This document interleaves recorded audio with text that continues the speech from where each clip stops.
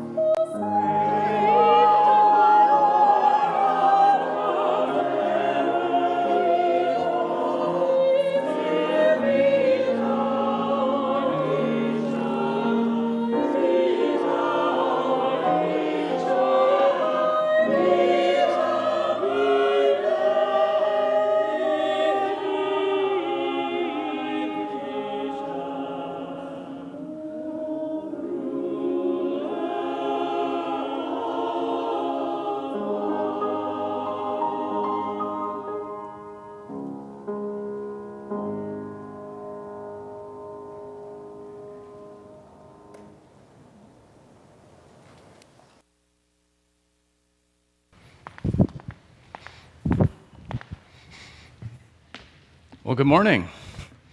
Wasn't that lovely? Thank you so much, choir. That was gorgeous. And bells. Thank you very much. We're blessed today in many, many ways. Today is a busy day in the United Church of Canada because this is Reformation Sunday as well as All Saints Day. So we have a lot of ground to cover today, and fortunately, we have lots of wonderful people here to do it with us. My name is Reverend Stephen Milton. I'm one of three ministers here. Dr. Reverend Eric Bacon is our pastoral care minister, and Reverend Roberta Howie is our young adults minister for the Front Porch community. And we also have a special guest today. Jennifer Henry is here with us, former head of Kairos, and now working at the head office, trying to figure out what the United Church of Canada as a whole should do. So she has a lot on her shoulders, and of course she's not alone in this, and she'll be giving our sermon today. I've just come back from a week of study leave. I went to a preaching conference, and oddly, the prize for going to a preaching conference is not having to preach. I'm not quite sure how that works out, but I'm glad about it, so thank you, Jennifer, for being here. I want to say one thing before I forget, because I won't forgive myself. Today is my sister's birthday. So Diane, happy birthday. She's in Fort Erie. She became a member a while ago. It's great to have you with us. We used to make jokes when we were kids because we grew up in Montreal, and October 30th is Mat Night. Do you do that in Ontario? No, I guess not. So mat night is a night of mischief. It's when people throw rotten eggs at your house and steal your mat and stuff. So somehow it was appropriate. My sister was born on that day. I don't know. She's been helping people. She's now a psychotherapist. She doesn't make trouble. She tries to help people through their troubles. So maybe, I don't know. Things turned around, Di. It's all good. Today is also the day where Paul Constable is in the house. He's directing and has written our next Christmas pageant. And there are a couple of kids here, Paul. If you turn around, you will see them. So, kids, if you would like, after children's time, after I've given my little children's sermon, if you'd like to leave with Paul and go have a meeting about this year's Christmas pageant, and if your kids couldn't make it today, that's okay. They can still be in it. It's not like a one-and-done audition. And just get in touch with myself or Paul, and we'll get you set up. So, let us take a couple of deep breaths as we enter into our worship service. One, and let it out. And another one, and let it out. We acknowledge that we are having this church service on land that has been the traditional territories of indigenous peoples for thousands of years. They have lived and hunted and rejoiced and prayed and cared for this land of creeks and ravines, of glorious, colorful forests for many, many years, long before settlers arrived.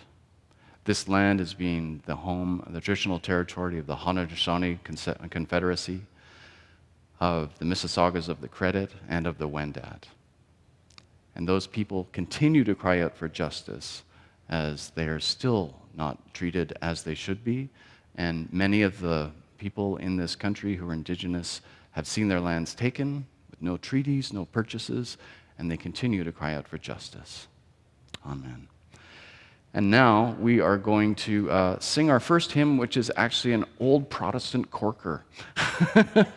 So please look at the screens for the lyrics. And this one goes back to, I think, the 1680s, old Protestant favorite.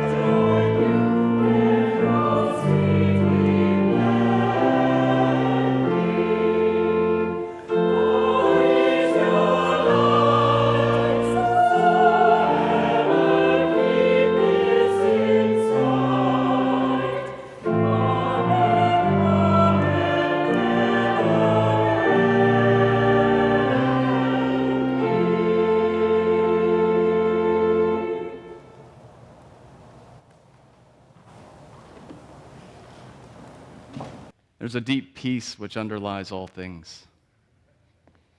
It's hard to feel it sometimes when you're in the rush of life and things are going on around you that demand your attention in 100 different ways.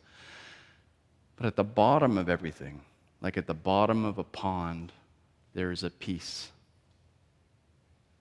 We think better when we feel connected to that peace.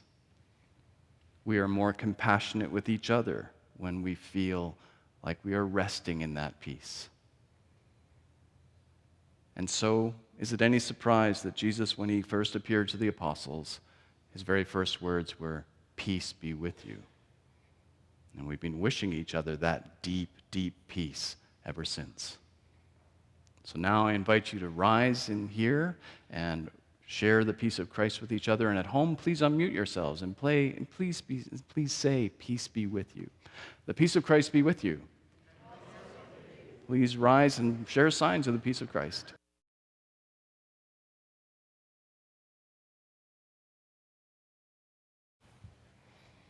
So I want to talk to the kids now. Today is a special day in the church calendar. For you, it may be the day before Halloween, which is totally understandable, and you're thinking about your costume and candy and stuff. But here in the church, it's actually something called Reformation Sunday. Now, why is that? Well, Reformation Sunday is actually a birthday. It's a birthday of a particular way of being Christian, which we are. We're called Protestants. And today is the birthday of when that all started. And the way that started was that one man, a guy called Martin Luther, had a list of things he thought was wrong with the church. And on October 30th, 1517, he went up to the door of a church in his town, Wittenberg, and he decided to tell everybody what he thought was wrong with the church. So he put that list on the door. He nailed it to the door, but I don't want to nail anything to our pulpit. That seems wrong. And he just showed them the list, which was really, really, really long. He had 95 things he wanted the church to know were wrong with what was going on. So why is this list so incredibly long? Well, back then, the church, there was only one kind of church in the West, the Catholic Church. And back then, they said, you know, in life we make mistakes. And when we make mistakes, those things are called sins. And God keeps track of all the mistakes you've ever made, they said. And when you die, God is going to punish you for all the mistakes you ever made that you didn't apologize for. And he's going to keep you, God is going to keep you in a particular place, this place called purgatory, which you will not find in the Bible, by the way. He'll keep you in this particular place for a very long time, but the church had a way out. The church said, if you give us money, we will get our monks and our priests and other people to pray for the people who are in purgatory, and we can speed it up so they'll get to heaven faster. And the church made a lot of money doing this. These are the 95 reasons that Martin Luther thought that was wrong. Almost all of this is about why he thought that was wrong. He said, you know what? The church has no power whatsoever to forgive people's mistakes. Only God can do that. And the church shouldn't be collecting a dime to get people out of purgatory. Instead, people should have a more direct relationship with God so they can say, God, I made a mistake. God listens and God forgives. And then you try not to make that mistake again. Luther wanted things to be much more straightforward. And after he put together his big list, which he didn't really think would cause a lot of trouble, other people started writing down their lists of what they thought was wrong with the church. And they said, yeah, what Luther said, but also, why is it that when we go to church we can't understand anything they're saying? They speak this old Roman language called Latin. I want to hear it in English, or I want to hear it in German. I want to hear it in Korean or Chinese. I want to hear it in my language. And so they said, you know what? We should start doing it that way. So they started having the services in languages people could understand. And then they said, let's add to the list, I want to see the Bible in my language. I want to see the Bible written so I can read it. Because back then, only the priests and the monks who learned Latin could read the Bible. And so things really started to change. One church after another added more and more things to the list until they said, you know what? We're not really happy with the way church is going. We should do it differently. And so these people were protesting how church was done, and they wanted to make it different. And they did. And those protesters became known as Protestants because they protested against the way church was done. And all of us here who go to this church now are Protestants. The United Church of Canada is a Protestant denomination. And the Catholic Church is still around. And the Catholic Church has even, through their Pope, said, yeah, you know, a lot of the stuff in this list, Martin Luther was right. It took longer for them to reach that conclusion, but they got there. And so we actually cooperate a lot more with the Catholics now than we used to. So, moral of the story, if you've got a problem, write it down on a list and put it somewhere so other people can see it, and you may find that other people agree with you, because protest is generally the only way that things get changed. And we know that, and we value that, and we call ourselves Protestants because we think we need to keep protesting the way the world is so that we can make it more like the way God wants it to be. And that's my lesson for today. So, today, as I said, Paul Constable is here, and he would like to talk to you about being in the Sunday school pageant in December. So if all the kids could follow Paul out, and if parents want to go with Paul and their child, that's totally fine. Follow that man. And if your kids aren't here today, no worries. You can talk to Paul later, or you can talk to me, and we'll figure something out.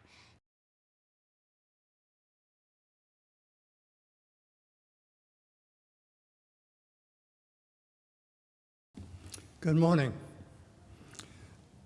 Today's reading is from the Gospel according to Luke, chapter 18, verses 1 through 8. And I am reading from the Inclusive Bible. Jesus told his disciples a parable on the necessity of praying always and not losing heart. Once there was a judge in a certain city who feared no one, not even God. A woman in that city who had been widowed kept coming to the judge and saying, "Give me legal protection from my opponent." For a time, the judge refused. But finally, the judge thought, "I care little for God or people, but the woman won't leave me alone. I'd better give her the protection she seeks, or she'll keep coming and wear me out." Jesus said, "Listen to what this corrupt judge is saying. Won't God then do justice to the chosen who call out day and night? Will God delay over them? I tell you, God will give them swift justice. But when the promised one comes, will faith be found anywhere on earth?"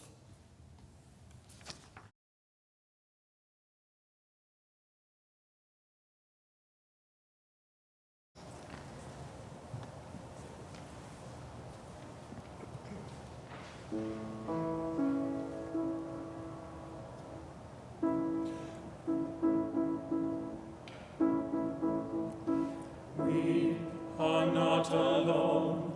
We are not alone. We are not alone. God is with us. We are not alone.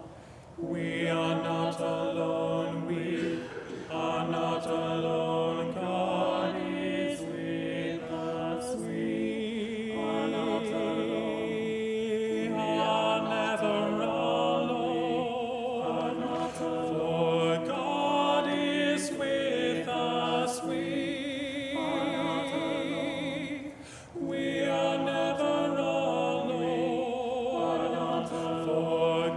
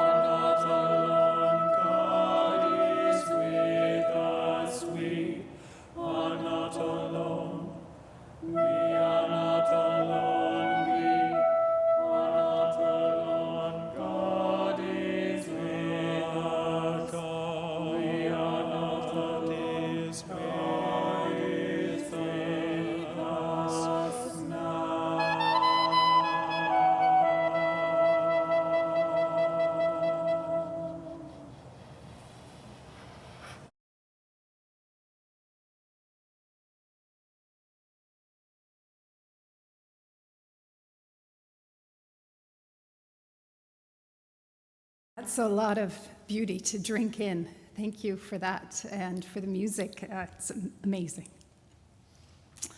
It's a delight to be back with you here, and it's even more delightful to be in person because the last time I was with you, it was online.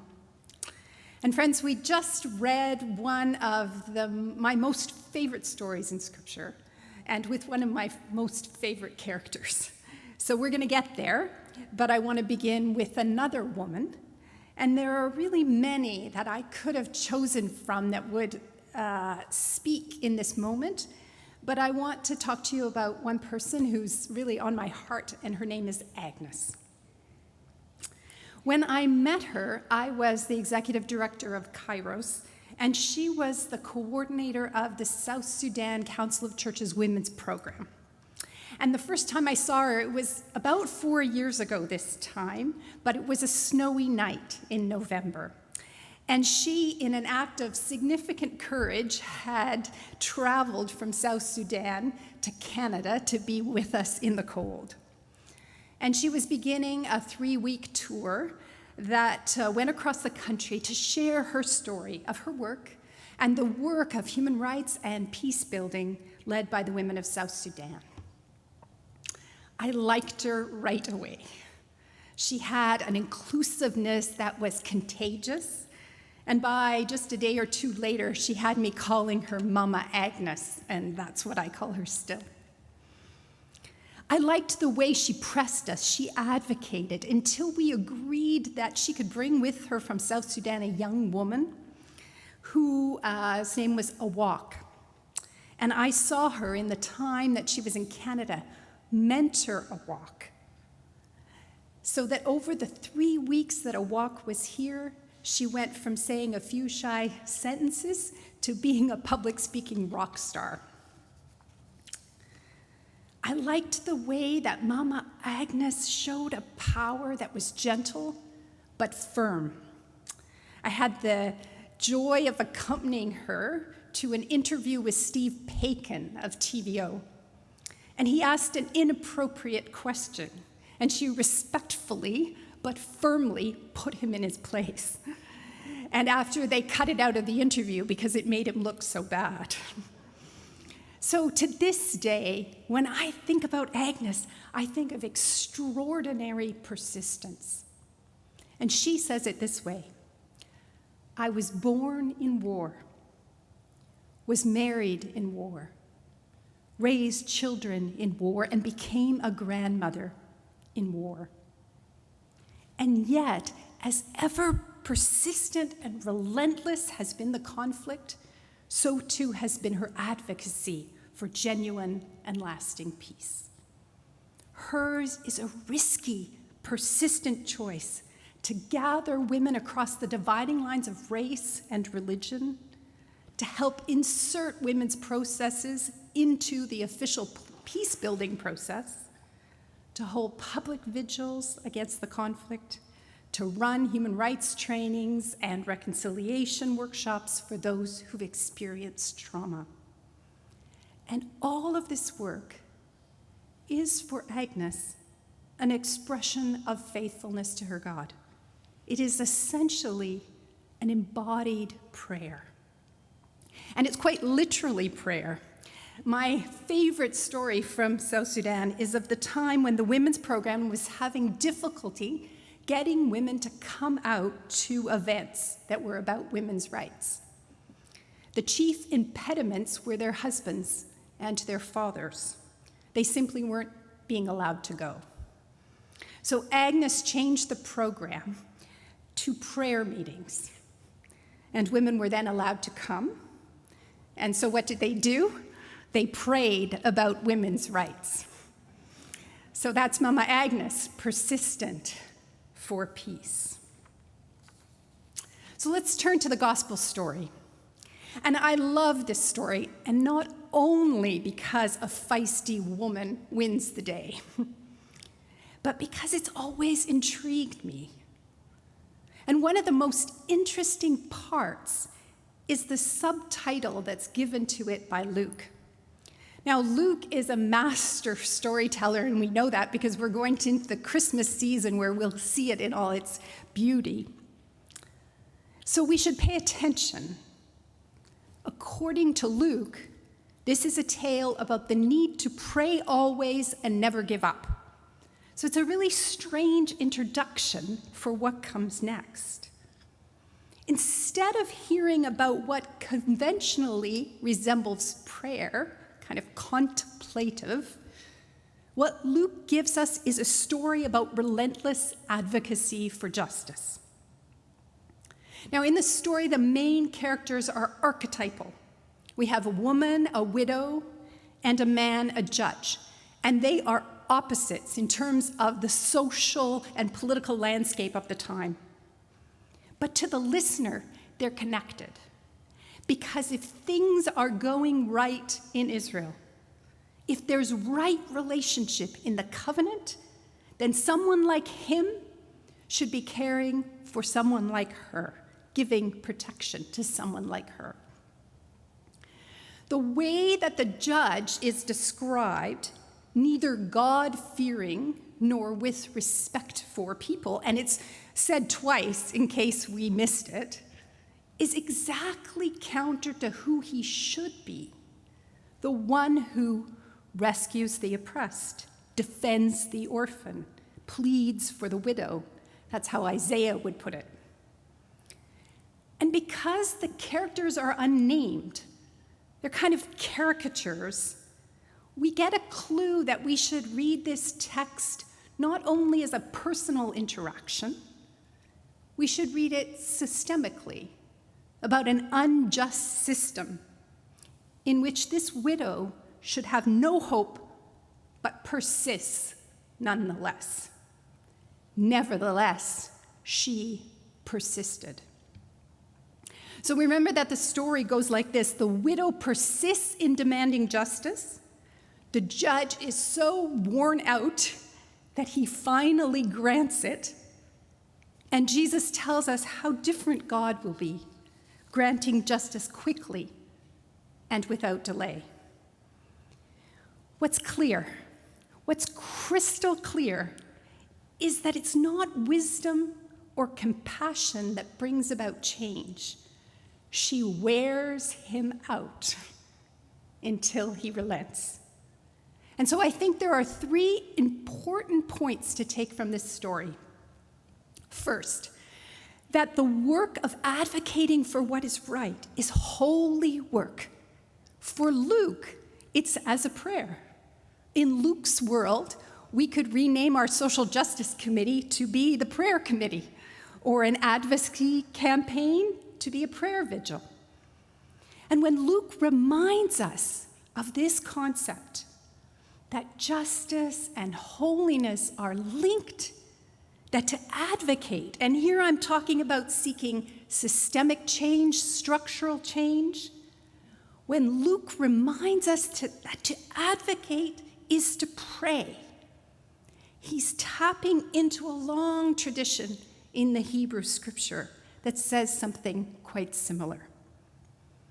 Now, we can remember our cranky friend, the prophet Amos.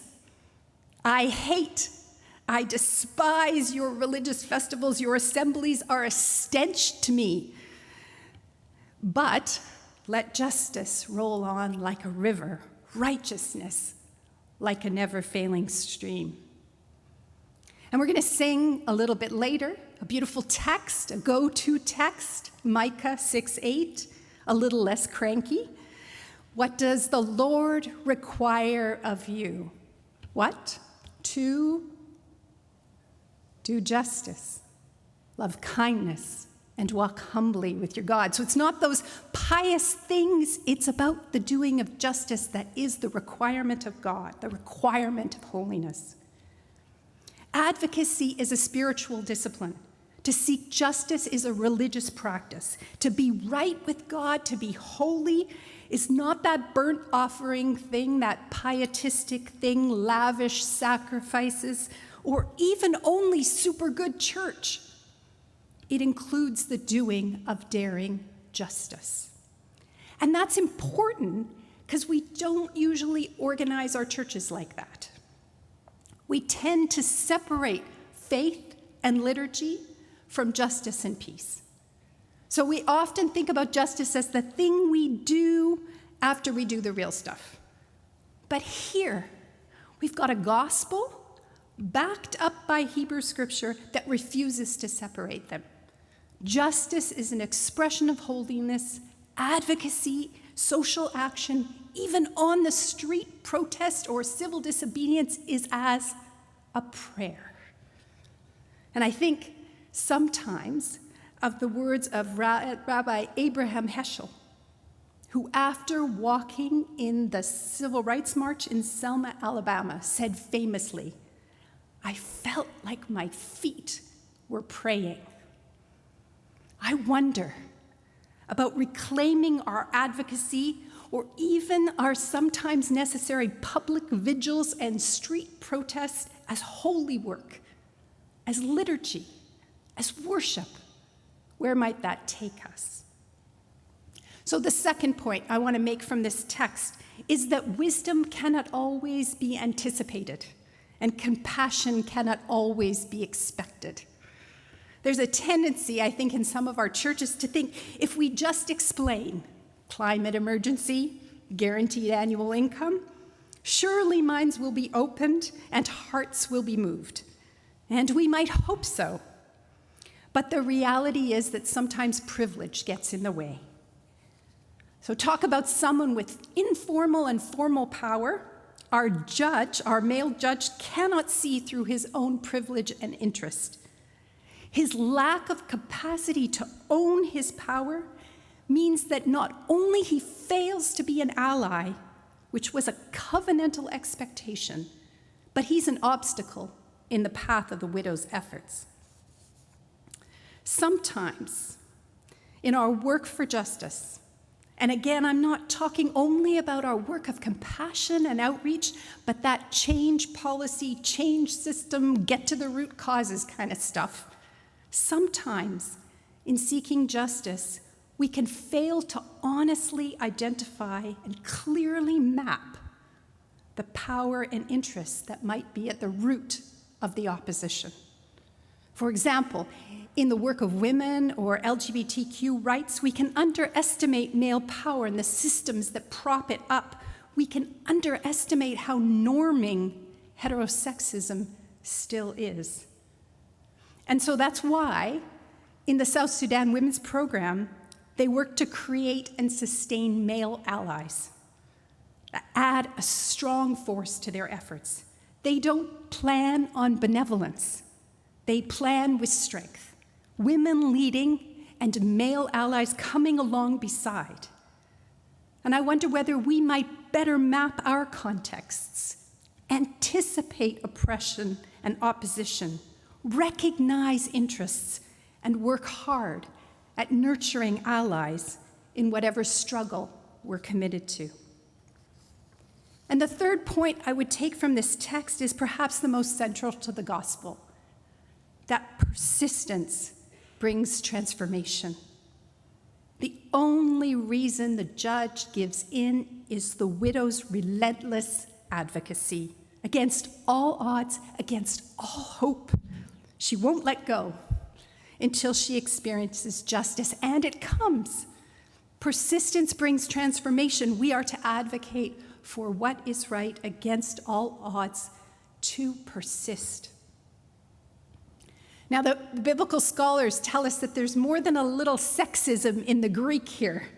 She's strident, she's emotional, she's hysterical, she's literally nagging him to death. And I think we know that when communities persist, when LGBTQ folks assert the fullness of their identities, when women or racialized communities stand up for their rights, they and their leaders can be maligned with all the nasty stuff there is. She's strident.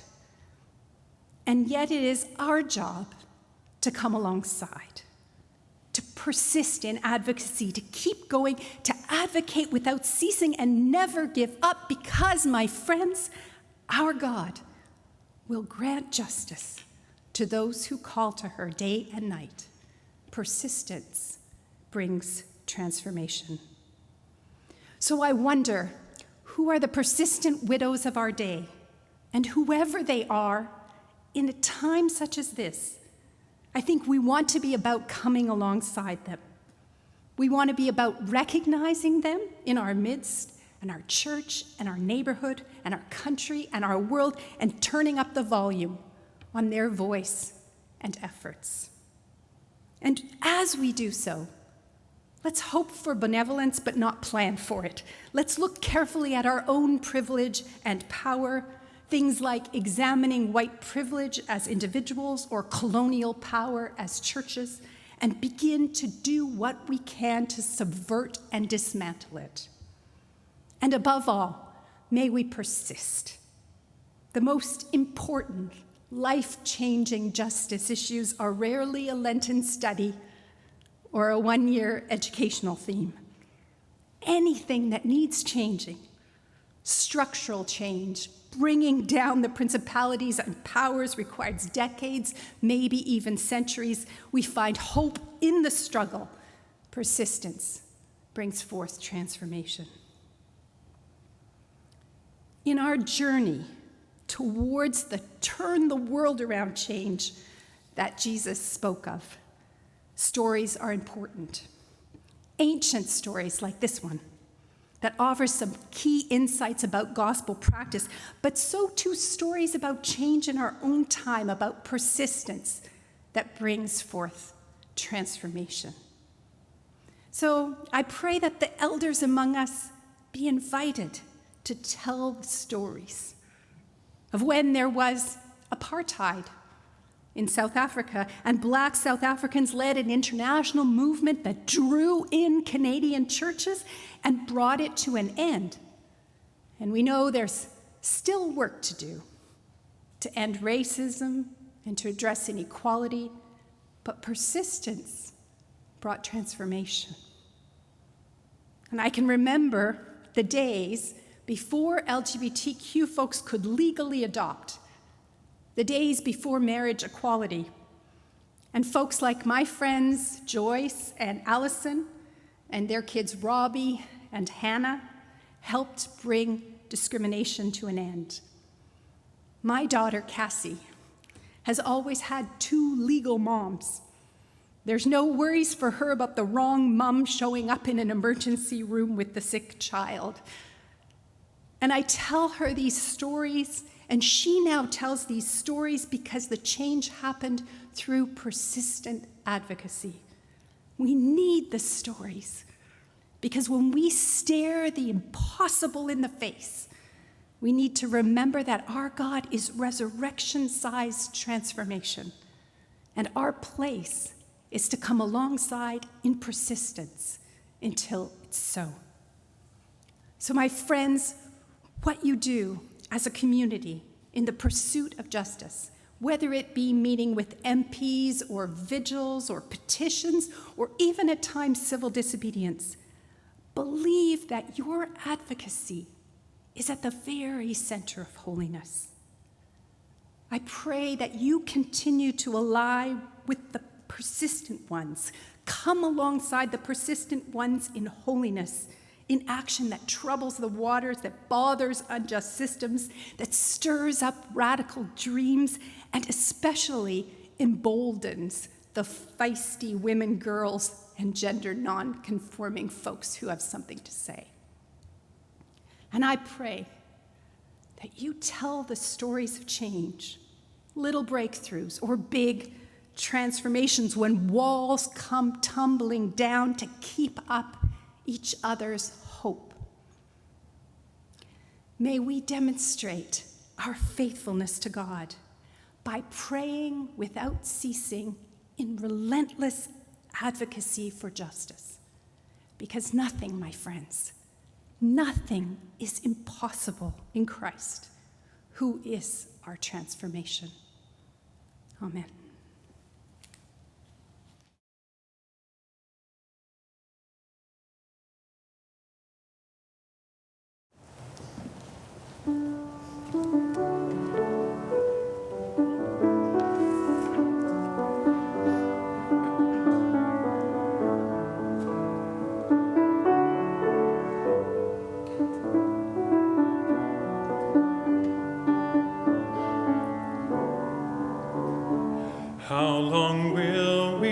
sing? How long will we pray? How long will we write and send? How long will we bring? How long will we stay? How long will we make amends? Until all are fed, we cry out. Until all on earth are fed, like the one who loves us, each and every one. We serve until all are fed.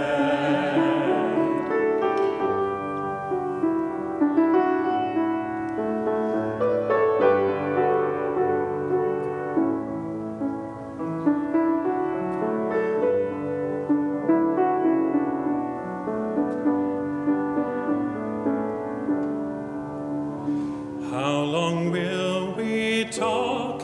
How long will we prod? How long must we fret and hoard?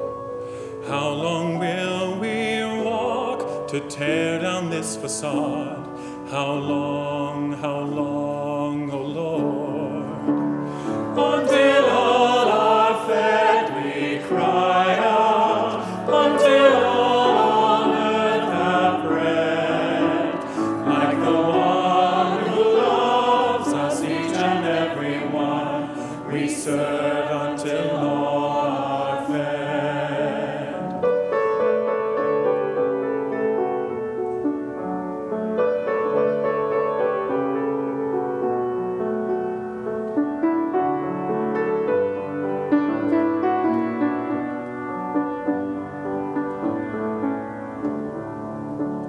How can we stand by and fail to be aghast?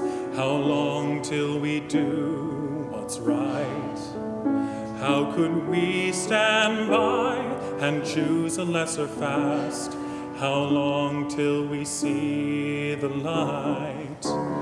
Until all are fed, we cry out.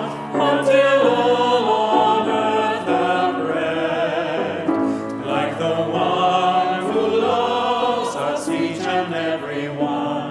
We serve until all are fed.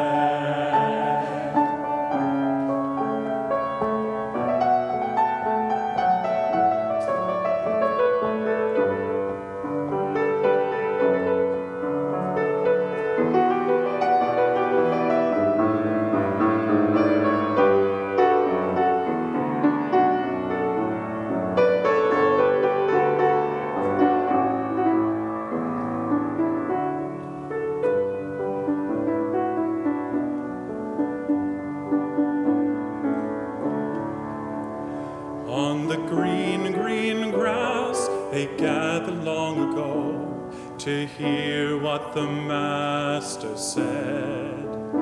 What they had they shared, some fishes and some loaves. They served until all were fed. Until all are fed, we cry out. Until all on earth have bread, like the one who loves us, each and every one. We serve until all are fed.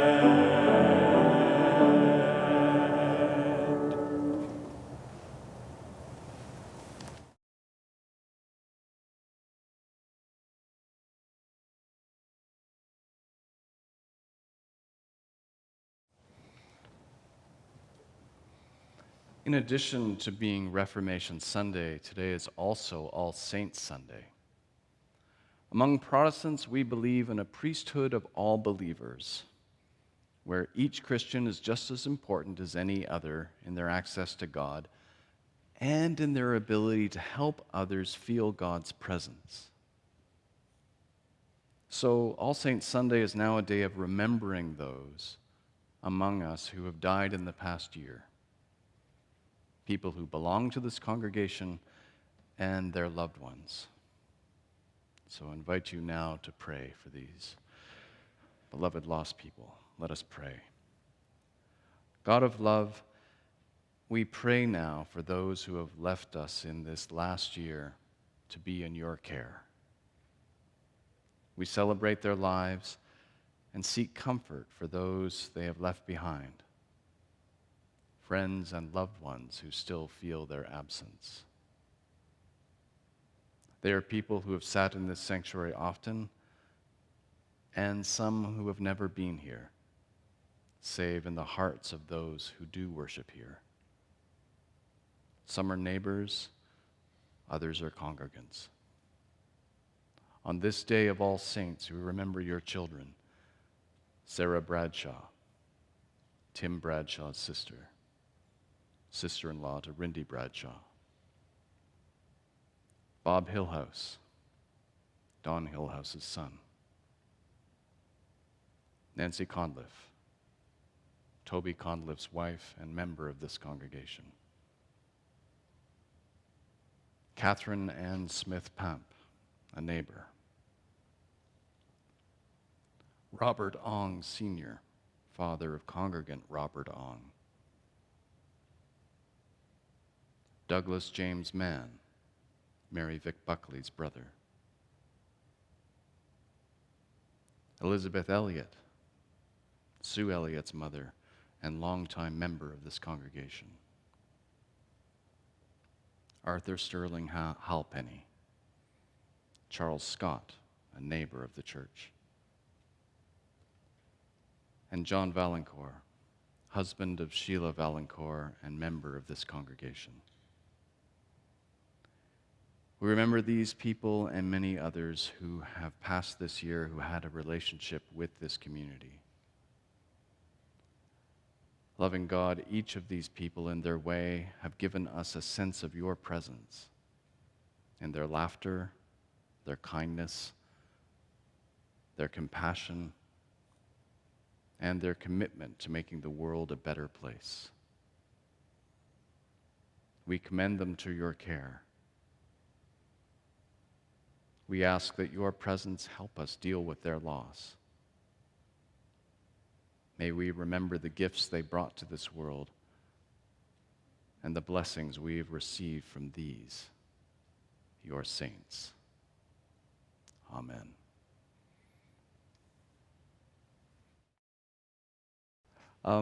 This week, we have everything going on during the week. Meditation on Monday, Allison's drop-in time on Tuesday, prayer service on Wednesday, since I'm back from my reading week, and Hymn Sing is back. Daniel, are you hosting Hymn Sing this Sunday, or this Thursday? Thursday at 3 o'clock. Daniel will be hosting his first ever Hymn Sing. This continues a tradition that we had going all through the pandemic. Do you have a theme for your Hymn Sing, Daniel? The songs of Daniel's life. Okay, so if you want to get to know Daniel a little bit better and the music which motivates him, tune in 3 o'clock. All of the Zoom codes for this can be found on the front page of our website. Next Sunday is Remembrance Day Sunday. And so we're asking congregants who have loved ones who participated in any of the wars, if you would like to bring a memento, perhaps a medal or a part of their uniform or something which you remember them by from their time participating in the military, please bring it to next Sunday's service, and we'll put them on display in the community hall where we will have lunch following the service. We're asking everybody, if you can come in person next Sunday, please do so. It'd be nice to see everybody in person again. And, we have quite a large congregation, but you can't always tell just based on the people who are here in the sanctuary. So it'd be nice to see many people come out. Coming up, a few other things. On November 8th, which is the following week, I'll be continuing my series on the Psalms in the Bible for Busy People. This time it'll be the Psalms and how they play out in Christianity. Many of Christ's most famous words that you've heard your entire life actually are him quoting the Psalms. And we'll look at why he does that and how the Psalms became integrated into the Christian experience. Also, on November 12th here, which is a Saturday night, there is going to be a big Persian music concert here. Susan Salek is involved in this. She's one of our Persian congregants, and it promises to be a real musical feast. So please take a look at our website for notification about this, and I think it'll be in the Monday update as well if you're interested in getting tickets. We also have a Christmas market coming up on the last Sunday of November. All sorts of really, really interesting vendors this year. I've been hanging out with Amanda, my wife who's running it this year, as she goes to various craft markets and stuff. All sorts of really funky stuff. Sometimes one-of-a-kind things. We were talking to someone yesterday who said, yeah, I just started doing these things this year. These are scented crayons, which as you use them, they give off a scent. You can't get those anywhere else unless you buy them from this lady. So please, be here on November 27th. That's First Advent, so we'll have a really rich and wonderful service, and then you'll be able to go over into the community hall to buy stuff. And all of the proceeds from the Christmas market this year go towards the church, so we can keep doing all the wonderful things we do and still be a home for a school for autistic children, as well as young children down below, and all the other community groups who use this place all the time. We have a new podcast, which Roberta and I recorded just in time for Halloween. I give full props to Roberta about this. She was the one who figured all this stuff out. It's the ghost stories of United Churches.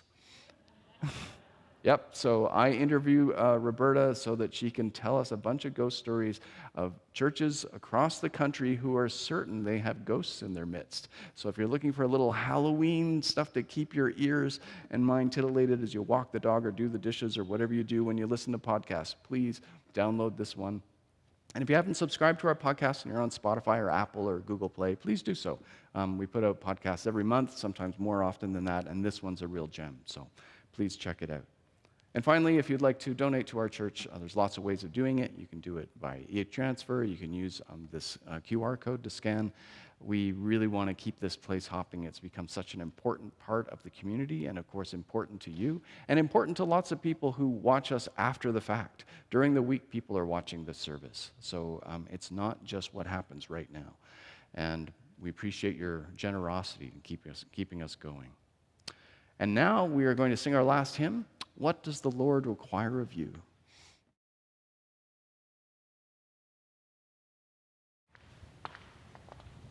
Well, since we were bathed in advocacy by Jennifer, we should drench ourselves in song. What does the Lord require of you? And I know we've done this before, but I have my able helpers here. Kim Briggs is going to be responsible for group number 1. This is a big responsibility. Relatively equal would be Michelle with group number 2 over here. And Paul, there's Paul with the choir in group number 3. But we're going to sing it through in unison so that we remember all 3 parts. It's number 701, but I think the words are probably up on the screen. We're going to sing through all 3 parts, and then each group is going to sing it through twice, and we'll see what happens. What does the Lord require of you? From Voices United.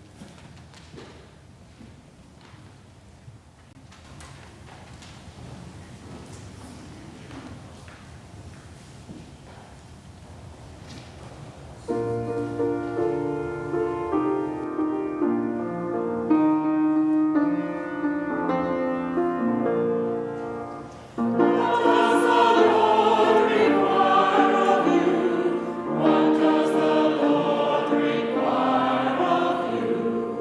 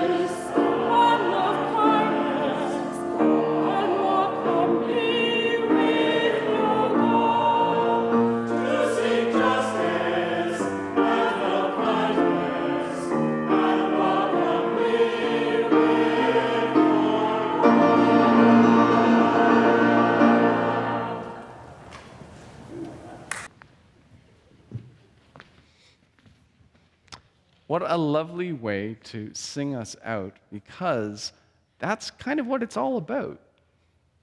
Different people singing in their own way and yet making a harmony which unites it all. This faith does not ask us to all be the same. That does not work. This faith asks us to be deeply ourselves and to listen to God's tune and dance to it and sing to it any way that works for you. And together, if we all try and do what God wants in all of our different voices, in all of our different ways, astounding, amazing, wonderful things will happen. We just have to trust in God and each other, and we can make a world which is truly blessed.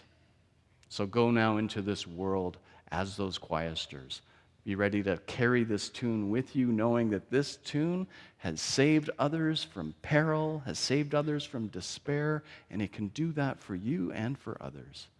And may the love of God and the grace of our Lord Jesus Christ and the abiding presence of the Holy Spirit be with you all, now and always. Amen.